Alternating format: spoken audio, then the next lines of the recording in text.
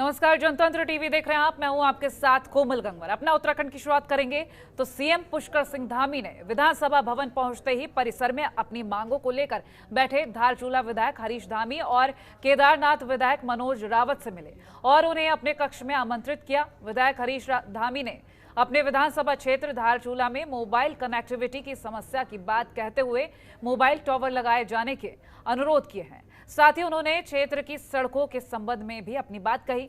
केदारनाथ विधायक मनोज रावत ने कहा कि कोविड संक्रमण में कमी को देखते हुए चारधाम यात्रा को फिर से शुरू किया जाए। सीएम पुष्कर सिंह धामी ने अधिकारियों को निर्देशित किया है कि धारचूला क्षेत्र में मोबाइल कनेक्टिविटी के लिए जल्द से जल्द आवश्यक कार्रवाई की जाए। इसके लिए केंद्र सरकार से भी अनुरोध किया जाए। और वहीं सीएम ने यह भी कहा कि चारधाम यात्रा के संबंध में राज्य सरकार ने कोर्ट में अपना पक्ष रखा है।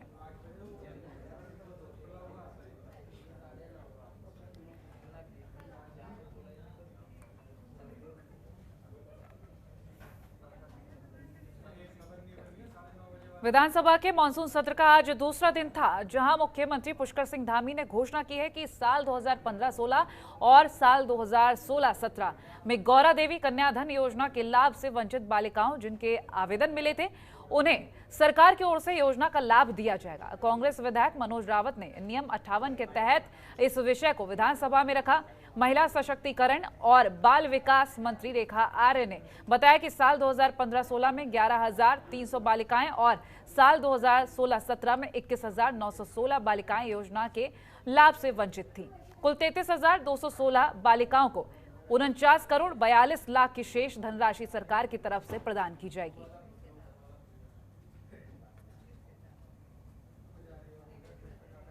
हमारे अध्यक्ष जी आपके सामने है 24 मार्च को अनुपूरक बजट में भी उसकी पूर्ति कर दी गई है। क्योंकि हम चुनाव में जा रहे हैं और ये विषय को उठाया गया है। आज मुझे बेहद खुशी है कि हमारी सरकार जो इस भाव के साथ चलती है, बेटी बचाओ बेटी पढ़ाओ या लैंगिक समानता को लेकर काम कर रही है, तो हमारी सरकार ने, हमारे मुख्यमंत्री जी ने उनके अभाव को अपने भाव के साथ पूर्ण करने का काम किया और बजट की आज घोषणा करी है। इन्हीं लाभार्थी जो भी आज उनकी संख्या 33,216 लाभार्थी जो वंचित रह गए थे, उनके लिए 49 करोड़ 42 लाख की धनराशि की आवश्यकता थी। आज पूरे सदन के मध्य में नेता सदन, लेकिन आज अगर इस मेरे नियम 58 की चर्चा पर माननीय मुख्यमंत्री जी आश्वासन नहीं देते तो मैं जनहित याचिका दायर करके दायर करने के लिए उच्च न्यायालय में जाता। लेकिन माननीय मुख्यमंत्री जी ने सहृदयता दिखाई और उन 38,000 बच्चियों को हमारे दबाव में और विपक्ष के बार दबाव में आकर के आज मुख्यमंत्री जी ने ये तय किया कि हम 38,000 बच्चों को भी ये स्कॉलरशिप देंगे। मानसून सत्र का आज दूसरा दिन था, जहां इस दौरान एक बार फिर विधानसभा अध्यक्ष प्रेमचंद अग्रवाल की अध्यक्षता में सदन में प्रश्नकाल चला और इस दौरान सभी तारांकित प्रश्नों का निर्धारित समय में उत्तर भी दिया गया। आपको बता दें कि प्रेमचंद अग्रवाल के विधानसभा अध्यक्ष बनने के बाद 25 बार विधानसभा सत्र में सदन के अंदर प्रश्नकाल को तय सीमा के अंदर ही उत्तर दिए गए हैं।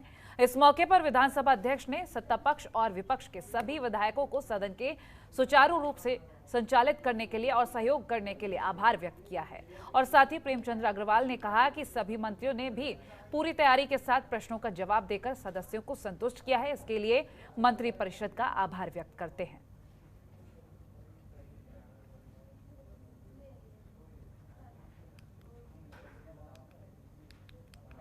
देखिए, ये अपेक्षा सामान्यतः सभी माननीय मंत्रीगणों से रहती है कि सदन में जो भी प्रश्न, चाहे वो मूल प्रश्न हो या उसके सापेक्ष सप्लीमेंट्री क्वेश्चन हो, वो सभी प्रश्नों के सही से जवाब माननीय मंत्रीगण दें। और मुझे अच्छा लगा कि आज सभी तरह से जो भी सवाल प्रश्न वहाँ किए गए, उनके जवाब मंत्रिपरिषद की तरफ से आए। तो ये एक हेल्दी सेशन कह सकते हैं और अच्छा एक इसमें संदेश भी जाएगा।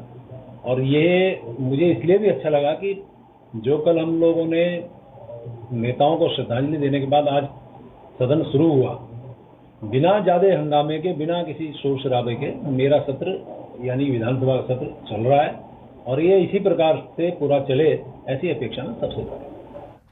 उधर कांग्रेस विधायक हरीश धामी और मनोज रावत ने मुख्यमंत्री पुष्कर सिंह धामी की जमकर सराहना की है। विधानसभा में सदन के बाहर हरीश धामी नेटवर्किंग की समस्याओं को लेकर और मनोज रावत चारधाम यात्रा की शुरुआत करने को लेकर धरने पर बैठे थे, जहां हरीश धामी और मनोज रावत को सदन के बाहर धरने पर बैठे देख सीएम पुष्कर सिंह धामी पहुंचे और उन्हें अपने साथ सदन में लेकर गए।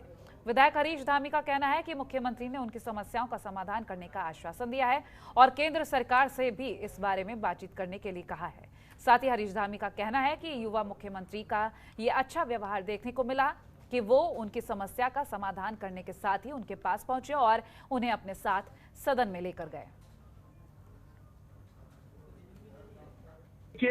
मुझे जो लगता है युवाओं का एक अनुभव है और युवाओं की एक जो सोच है तो निश्चित तौर पर अच्छा लगा कि और मुझे ये भली भांति परिचित भी हैं, वो उन दुर्गम क्षेत्रों से रहे हैं और उनको पता है कि भाई अंतर्राष्ट्रीय सीमाओं में किस तरह की दिक्कत है, क्योंकि उनका भी जो कॉन्स्टिट्यूंसी वो भी नेपाल सीमा से लगा हुआ है।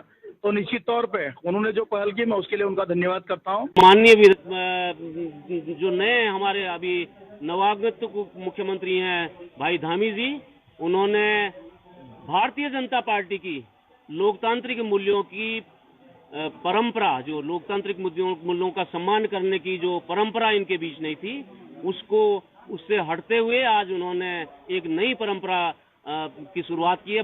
मैं ये कहूंगा कि भारतीय जनता पार्टी के मुख्यमंत्री का इस तरह से विपक्ष की बात सुनना एक बहुत साहसिक कदम है। मैं इस साहसिक कदम के लिए, लोकतंत्र का सम्मान करने के लिए माननीय मुख्यमंत्री जी को बधाई देता हूं। और वहीं विधानसभा सत्र के दूसरे दिन की कार्रवाई के दिन विपक्ष ने नियम 58 के तहत जिलों के पुनर्गठन का मामला उठाया, जिसमें विपक्ष ने सदन में सरकार को घेरने की कोशिश की। विपक्ष का कहना है कि साल 2011 में बीजेपी सरकार ने 4 जिलों के गठन की घोषणा की थी, जो बीजेपी की सत्ता में दोबारा आने के 5 साल पूरे होने पर भी नजर नहीं आ रही है, जिस पर सत्ता पक्ष ने भी विपक्ष को जिलों में पुनर्गठन के मामले पर घेरते हुए कहा कि साल 2012 से 2017 तक कांग्रेस की सरकार रही, तब कांग्रेस ने क्यों जिलों का गठन नहीं किया। हालांकि संसदीय कार्य मंत्री वंशीधर भगत का कहना है कि जिलों के पुनर्गठन का परीक्षण किया जाएगा।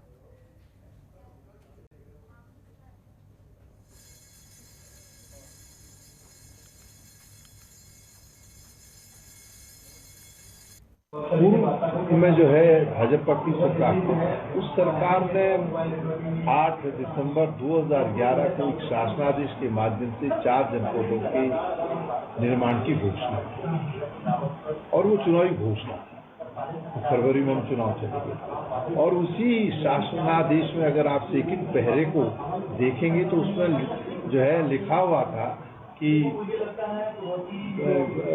जिले का मुख्यालय कौन सा होगा, उसकी सीमाएं क्या होगी, वो भविष्य में तय की जाएगी। तो सरकार का सिर्फ चुनावी लाभ लेने के लिए कृत्य किया गया था। और आज फिर हमने इस प्रश्न को पूछा, लेकिन सरकार द्वारा कोई संतोषजनक जवाब नहीं दिया गया और मजबूरन जो है हमको बहिर्गमन करना। उसने सरकार को घेरा ऐसा नहीं है, लेकिन फिर भी मैं विपक्ष को भी धन्यवाद करता हूं कि उन्होंने आज प्रश्नकाल चलने दिया है, अच्छी परंपरा डाली है और प्रश्नकाल में जो भी प्रश्न आए हैं हमारे मंत्रियों ने उनका जवाब दिया है, उसका लाभ प्रदेश की जनता को मिलेगा। उत्तराखंड में कांग्रेस चुनावी तैयारियों में लगातार जुटी है। ऐसे में 3 सितंबर से कांग्रेस परिवर्तन यात्रा निकालने की तैयारी कर रही है, जहां हरीश रावत ने गणेश गोदियाल को लेकर पोस्टर जारी किया है, जिसमें गणेश गोदियाल भगवान गणेश का आशीर्वाद लेते नजर आ रहे हैं और साथ ही गणेश गोदियाल महिला मान सम्मान, भ्रष्टाचार और दल बदल बीजेपी के कुशासन, ठप विकास, महंगाई जैसे कई मुद्दों पर हथियार चलाते भी नजर आ रहे हैं। हरीश रावत ने गणेश गोदियाल को एक योद्धा की तरह दिखाया है। इस पोस्टर के जरिए हरीश रावत काफी कुछ बताना चाह रहे हैं। वहीं इस मामले में बीजेपी ने कांग्रेस पर तीखा प्रहार किया है। बीजेपी के प्रदेश अध्यक्ष मदन कौशिक ने कहा कि हिंदू धर्म के साथ किसी को खिलवाड़ करने का कोई अधिकार नहीं है। जनता सब देख रही है और वो कांग्रेसी के साथ खड़ी नहीं होगी। मैंने यही कहा कि जो लोग सोनिया को देवी बता सकते हैं, जो लोग राम के कह सकते हैं कि राम भारत में हुए ही नहीं, जो लोग और लगातार इस प्रकार एक हिंदू धर्म के प्रति एक अनास्था जैसी रख के काम करते हैं, तो ऐसे लोग कुछ भी कर सकते हैं, लेकिन हिंदू धर्म का अपमान करने का अधिकार किसी को नहीं है। और आप निश्चित मानकर चलिए, ये जिस प्रकार का वातावरण बनाने ये कोई भी पसंद करने वाला इनको नहीं है। Thank you. क्या गणेश गोदियाल जी को जय श्री गणेश कहने का अधिकार नहीं है? क्या गणेश गोदियाल जी को मैं भाजपा से पूछना चाहता हूं, उनको प्रणाम करके, उनसे आशीर्वाद लेकर के जो इस राज्य के अंदर सवाल हैं उनको हल करने के लिए संघर्ष की अनुमति नहीं है? यही तो वो कहता है। भाजपा उससे घबराई हुई है और हमने तय कर लिया है, और जब उनको मालूम पड़ेगा कि हमने हर हर महादेव के साथ अपने अभियान का झंडा फहराया है तो भाजपा को और ज़्यादा। और वहीं प्रदेश के पेयजल मंत्री बिशन सिंह चुफाल की अध्यक्षता में विधानसभा में जल जीवन मिशन की समीक्षा बैठक आयोजित की गई, जहां पेयजल मंत्री ने अधिकारियों को निर्देशित किया कि जल जीवन मिशन के अंतर्गत ग्रामीण क्षेत्रों में जितने भी पेयजल योजना से संबंधित काम होने हैं उन सभी की सितंबर महीने तक पूरी डीपीआर बना लें, जिससे उन पर जल्द ही काम शुरू किया जा सके। उन्होंने अधिकारियों को ये भी निर्देश दिए कि भारत सरकार के स्तर से जो योजनाएं स्वीकृत होकर आ जाती हैं, शासन से उन योजनाओं की आगे की प्रक्रिया में देरी न की जाए और जल्द ही टेंडर शुरू कर दिए जाएं। इसके अलावा पेयजल मंत्री ने निर्देश दिए कि जल जीवन मिशन के अंतर्गत कनेक्शन में जहां पर उपभोक्ताओं को अभी तक 55 लीटर पेयजल उपलब्ध नहीं हो पा रहा है, वहां पर उनसे बिल ना लिया जाए। उपभोक्ताओं से बिलिंग केवल उस दशा में लिया जाए जब उनको 55 लीटर या उससे अधिक पेयजल उपलब्ध हो रहा हो। जल जीवन मिशन के अंतर्गत सारे अधिकारियों की बैठक ली गई। बैठक में सितंबर माह तक जितने भी हमारे काम होने हैं उन सब के डीपीआर बनाने के लिए निर्देशित कर दिया गया कि सितंबर अंतिम तारीख रहेगी, उसके बाद कोई डीपीआर सबमिट नहीं किया जाए, इसलिए सारे अधिकारियों को नहीं। दूसरा, एक जो समस्या हमारे सामने आ रही थी कि भारत सरकार के बाद कोई भी योजना हमारी अप्रूव हो जाती है, भारत सरकार की ओर से स्वीकृति मिल जाती है, उसके बाद शासन में थोड़ा प्रक्रिया में समय लग जाता था, 1 महीना भी, उसके चेक करने में, रेट चेक करने में और उसके जियो को करने। तो इसलिए हमने कहा कि भाई जो भारत सरकार से अप्रूव जाए तो तत्काल उनके टेंडर पहुँचा दीजिए। तीसरा जो विषय आज की मीटिंग में तय किया गया कि जो कनेक्शन हमने दे दिए उन कनेक्शन में यदि 55 लीटर पानी मिल रहा है तभी आप उनसे बिल लीजिए, नहीं तो 55 लीटर से यदि पानी कम मिल रहा है तो उनसे कोई भी बिल उनसे नहीं लेना चाहिए। खबरों के निष्पक्ष विश्लेषण के लिए सब्सक्राइब करें Jantantra TV and press the bell icon. Never miss any update.